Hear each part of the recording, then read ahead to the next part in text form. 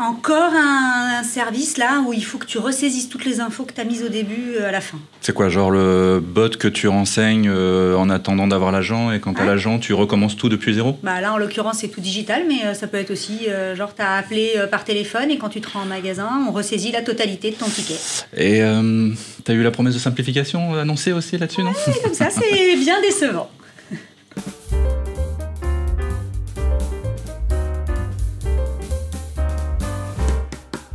Alors dis-moi Chloé, j'ai vu omnicanalité, tendance 2023. On y est. Ça fait combien? 10 ans? 20 ans? Au moins. Au moins? On est bien. Alors...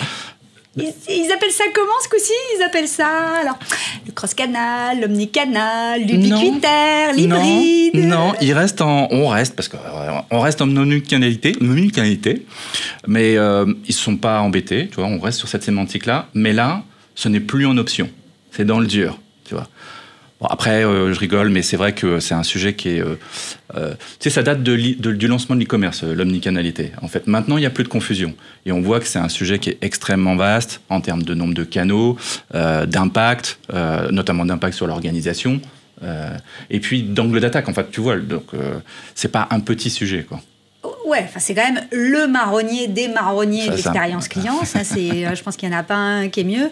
Quand tu vois le nombre de tendances 2023 qui remettent l'omnicanal dedans en premier, c'est quand même un truc de dingue. Oui. Après, la réalité, c'est qu'une vraie vision 360 pour les frontlines et un vrai sujet d'écosystème partagé pour que le client puisse se débrouiller, qu'il soit bien réconcilié, c'est un bon sujet.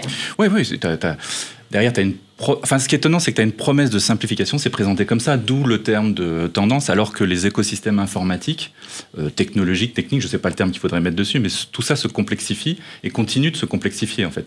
Donc, c'est agaçant, en fait, de voir qu'on en est toujours au niveau de l'intention, alors que on est loin d'être sur une histoire de tendance. Finalement, est-ce que le problème, c'est pas qu'on voit l'omnicanal justement comme une tendance, comme un objectif, comme une finalité, alors qu'en fait, c'est déjà là, quoi. C'est la réalité vécue par à la fois tous les clients et toutes les frontlines. Oui, mais alors, dans ces cas-là, la question qu'on peut se poser, c'est quoi le problème, tu vois?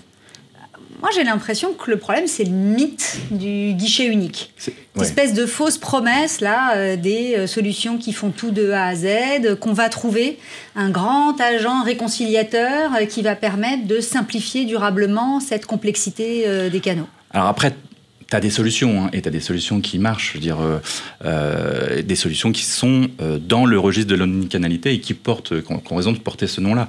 Ça signifie, ces solutions-là simplifient bien la vie du client, tu vois, ça réduit son effort par rapport à ses sollicitations et ça simplifie aussi la marque dans sa joignabilité, ne serait-ce que commencer par ça, en fait. Ouais, mais moi je trouve qu'il faut faire la part des choses entre ces solutions logicielles qui réellement fonctionnent, qui réellement apportent une forme de simplification et une utopie complètement irréaliste de la solution qui fait tout. Il faut accepter qu'il y a un truc qui fait de C à E et qui ne fait pas de A à Z, qui fait un bout de cette omnicanalité, qui la simplifie, qui la résout, mais après de travailler la complexité et donc de prendre l'ensemble des sujets et pas uniquement finalement cette espèce de kyrielle de canaux vus du client ou d'outils vus du vendeur, du conseiller, du livreur, etc. Et donc finalement, le vrai sujet, c'est plutôt d'adresser à la fois les sujets d'organisation et de gouvernance, de systèmes d'information et de ressources humaines. Ah oui, carrément. Tu prends tout, en fait. Alors, on n'a qu'à les faire dans l'ordre, en fait. Si on commence par organisation. Il y a un sujet de partie prenante, de l'ensemble des intervenants, entre guillemets, dans une expérience client. Finalement, si tu espères trouver la killer application qui va tout faire et te faire effectivement ce fameux mythe du guichet unique pour tout le monde, là c'est mort. Par contre, si tu reposes un peu la question, ce qu'on se disait la dernière fois, la gouvernance entre tous les intervenants à un moment ou à un autre d'un parcours ou d'une expérience délivrée et que tu les solidarises grâce à des outils qui communiquent entre eux, déjà ça va mieux, quoi. Oui, c'est ça. Après, t'as le sujet dans la continuité de gouvernance des systèmes, en fait. Donc là, c'est le sujet d'architecture et de data. Si on reprend le point de le départ de l'omnicanal, ça se base surtout sur la collecte de données et l'analyse. Donc, le point après, l'importance de la collecte, c'est de rassembler les données issues des points de contact et de les unifier dans un outil type le CRM ou après dans des outils d'analyse, de sorte que tu puisses lancer après ta connaissance client, ce genre de choses. Le but étant de la restitution, donc l'exploitation et la restitution auprès de tous tes collaborateurs, de sorte qu'ils proposent une expérience client sans couture. Et c'est là où faut être humble, il faut se dire où est-ce qu'on en est, et on n'est sans doute pas là, parce que c'est pas moi qui le dis en fait, c'est le baromètre de Axel, je crois, 2022, il faudra vérifier la date, mais où en fait, quand tu vois qu'ils évoquent que seul un quart des entreprises disposent d'outils d'analyse justement concernant cette donnée collectée leur permettant de poser des segmentations de la connaissance client à côté de leur CRM, déjà ça fait réfléchir par rapport à la situation. Et quand tu vois en plus que ces mêmes entreprises, il y en a plus de 40% d'entre elles qui ne disposent même pas d'un outil de CRM, là tu te dis comment est-ce qu'on peut avancer, tu vois. Et dans les 60%, il y a un pourcentage qui n'est pas connu, c'est celui qui dit « ils ont l'intention d'avoir un outil de CRM ».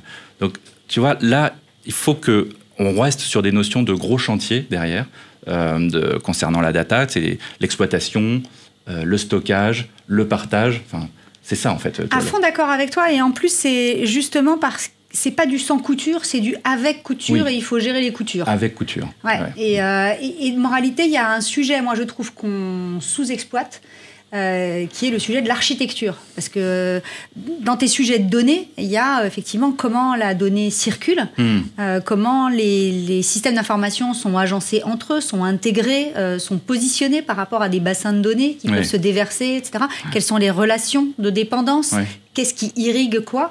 Et la plupart des services d'architectes des entreprises sont sollicités sur deux prismes, la sécurité et la compliance. Qui sont des vrais bons sujets, il ne s'agit pas de dire que ce n'est pas des bons sujets, mais par contre, on ne se sert pas d'eux pour justement travailler le positionnement relatif des outils informatiques au sens le plus large possible, avec une vision client et utilisateur externe, on va dire, et une vision utilisateur interne, qui permettent de travailler cette question de circulation et d'amorcer un dialogue. Ça, notre sujet de la gouvernance de l'autre fois, mais appliqué au sujet d'architecture informatique. En fait, comment tu mets du ping-pong en place entre les gens qui ont un point de vue technique sur les solutions et entre les équipes qui sont utilisatrices, donc l'ensemble des métiers, mais voilà, en les faisant tous travailler ensemble sur ces IT systèmes en vision architecturale. Quoi. C'est ça, toujours avec cette logique de dynamique qui dit que c'est et ce sera toujours compliqué. Alors après, on a une troisième clé dans ce que tu évoquais qui était celle de RH. Et là aussi, on est sur le registre d'accepter l'imperfection. Et même d'ailleurs, il y a peut-être un peu le petit syndrome du cordonnier si on reste sur l'interne que tu évoquais, pour les RH et puis pour le management, tu vois, dans l'esprit de comment est-ce qu'ils sont équipés par rapport à des outils dits, un accès omnicanal de la donnée collaborateur qui leur permet de travailler, tu vois. Ça avance, on est peut-être allé, on peut dire du cross-canal, mais on sait bien que pour beaucoup, c'est encore un bon vieux fichier Excel qui fait le taf, tu vois.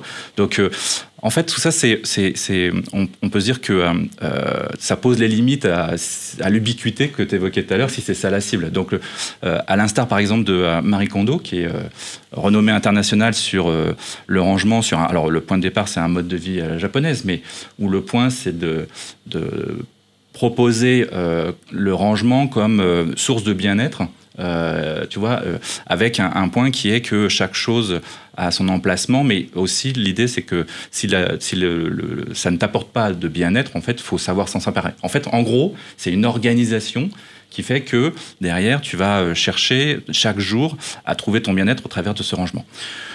En fait, elle-même, elle en est revenue en disant la perfection n'est pas de ce monde. C'est rassurant. 10 ans plus tard, en toute sincérité, en disant en fait, prendre un peu de recul, effectivement pas faire le A à Z que tu évoquais, peut-être faire effectivement le D à L, mais le faire bien, le faire avec une limite de temps, y revenir, recommencer, parce qu'en fait tout ça c'est une question de dynamique, tu vois. C'est une question en fait de un peu le recommencement, mais sur une logique qu'on comprend. Et tu as raison sur cette histoire du temps, parce que c'est hyper mouvant en plus. C'est-à-dire que ces systèmes, bien sûr, tu as des legacy, Oui. Mais tu as aussi une évolution permanente. D'abord parce que les utilisateurs changent, leur niveau d'exigence évolue, il peut être impacté par le contexte.